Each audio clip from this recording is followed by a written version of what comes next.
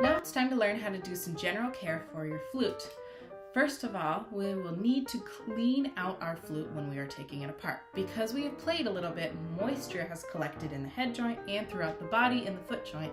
So we must first, let's set our flute down on our lap, on the floor, somewhere safe where it's not going to roll or move anywhere. We can always keep one hand on it and then use our right hand to look in your case and find a stick.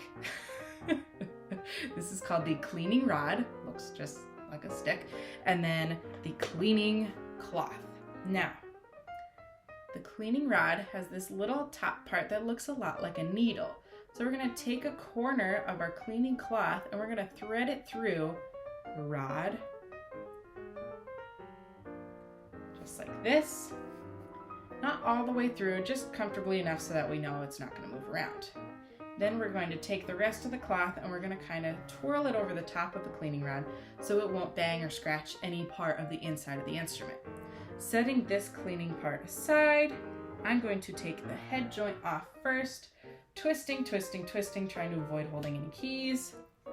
Now we've got just the head joint. So we've got that cleaning rod tip protected with the cloth, and we're going to place this inside. My cloth's a little bunched up weird, so I'm going to move it around so it'll fit better. Place it all the way in, not too forcefully because we don't want to bang this end on the inside, just kind of in and out a little bit, twist it around as needed, and then pull her on out. And you are done with the head joint. You can go ahead and put that back in your case. You may have some sort of cap. I happen to, so then I place that cap back on and then it will safely go back in the case. And next, I take off the foot joint. So holding up at the top of the head or the body with your left hand and your right hand at the bottom of the foot joint, twist off.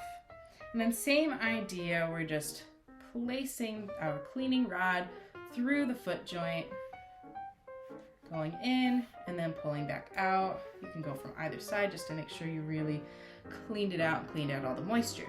If we leave moisture in our flute, then that can cause mold to start growing, and if mold starts growing, then you can't play your flute because then you will get sick, and we don't want you to get sick. So clean out your flute every time that you play. Even if it's just for 15 minutes, always clean out your flute. Swab it out at least once, maybe swab it a couple times if you played for a long amount of time.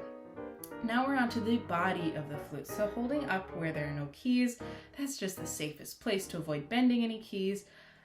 I'm taking that cleaning cloth and cleaning rod and I'm placing it on both sides because this is a long piece. You're not going to be able to reach all the way through without getting this stuck. So just placing in at the end, maybe twisting it around a little bit and then pulling back out.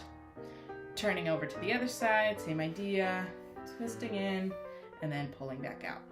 And there you have it. You've cleaned your flute, something you should do every time. I also have a cap for this end as well, so I'm going to place that cap on and boom, that's good to go.